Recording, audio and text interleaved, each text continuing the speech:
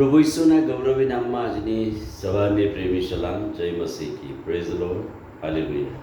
પુનરુત્થાન પછી એટલે કે ઈસ્ટર પછી 40 દિવસોમાં પ્રભુએ પોતે જીવિત છે, જીવતા ઈશ્વર છે એ સાબિત કરી બતાવ્યું. કબરમાંથી નીકળીને તેઓએ શિષ્યોને અને લોકોને દર્શન આપીને 40 દિવસો દરમિયાન એ સાબિત કરી બતાવ્યું પોતાનું પ્રભુત્વ, પોતે જીવિત ઈશ્વર છે, મહાન પરમેશ્વર છે એ બતાવ્યું. અને દર્શન દ્વારા શિષ્યો અને બીજા લોકો એ મજબૂત બન્યા.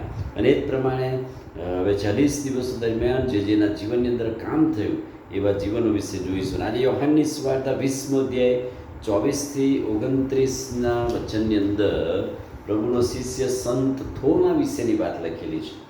અને થોમા વિશે આ શાસ્ત્ર ભાગની અંદર 2 કલમ 2 વાતો છે.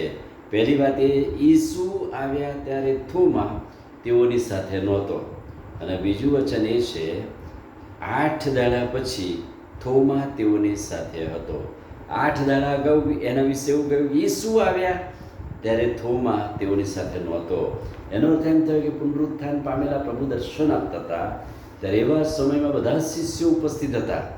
કોઈ કારણોસર થોમા એ મિટિંગ કે સંગત ચૂકી ગયો અને એમની સાથે નહોતો. લખ્યું છે કે બધા જ શિષ્યો હાજર હતા પણ થોમા નહોતો. કેમ હાજર નહોતો, શું થયું ખબર નહીં. પણ જ્યારે આ શિષ્યોની જવાબદારી હતી કે તેઓ થોમાને પણ ઈસુની વાત કહે કે ઈસુ જીવિત ઈશ્વર છે, પુનરુત્થાન પામેલા પ્રભુ છે અને એમને મળ્યા છે. અને જ્યારે કહેવામાં આવ્યું ત્યારે સંત થોમાએ કહ્યું, હું એ માનવા તૈયાર નથી. એટલે કે 8 દાડા સુધી તેને વાત કહેવામાં આવી, 8 દિવસ સુધી કહેવામાં આવ્યું પણ માન્યું નહીં. 1 સપ્તાહ સુધી શિષ્યોએ કહ્યું કે ઈસુ ઉઠ્યા છે. અને એટલા માટે પ્રભુને એવું લાગ્યું કે જો થોમાને હું પર્સનલ દર્શન નહીં આપું તો કદાચ એમ નહીં માને. એટલે 8 દાડા પછી જ્યારે ફરી શિષ્યો સાથેની સંગત ગોઠવાઈ અને અચાનક પ્રભુ તેઓની સાથે આવ્યા, મળ્યા.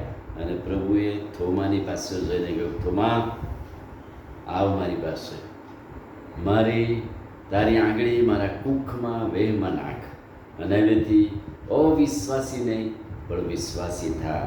અને થોમાએ ત્યાં સુધી હિંમત કરી કે વેહમાં આંગળી નાખીને ભરોસો કર્યો મારા પ્રભુ અને મારા દેવ. એટલે કે પુનરુત્થાન પછી પુનરુત્થાનનો ક્રમ 20મા અધ્યાયની અંદર પુનરુત્થાનનો મહિમા બતાવવામાં આવ્યો છે.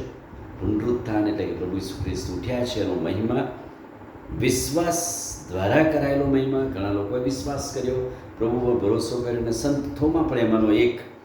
અને વિશ્વાસ અને શંકા દ્વારા પણ એ સાબિત થઈ ગયું કે ઈસુ એ થોમાની પાસે આવે અને થોમાની શંકા દૂર કરે. કોઈ જ શંકા હવે નથી, ઈસુ ઉઠ્યા છે એ સંત થોમા કહે છે. એટલા માટે પ્રભુના સેવક સંત થોમાએ ભારતમાં આવીને સુવાર્તા પ્રચારનું કામ કર્યું, વિશ્વાસ ભરોસો કર્યો પ્રભુ પર, શંકા દૂર થઈ.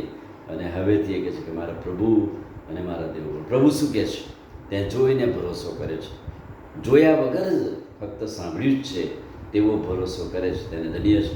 અને આપણે જોયા વગર ઈશ્વર પર એ ભરોસો પુનરુત્થાન પર કરીએ છીએ, આપણને ધન્ય છે. આમીન. પ્રાર્થના કરીએ. વાલા પ્રભુ, આજે સવારે તમારા અદ્ભુત ખાતરીદાયક વચનને માટે આભાર.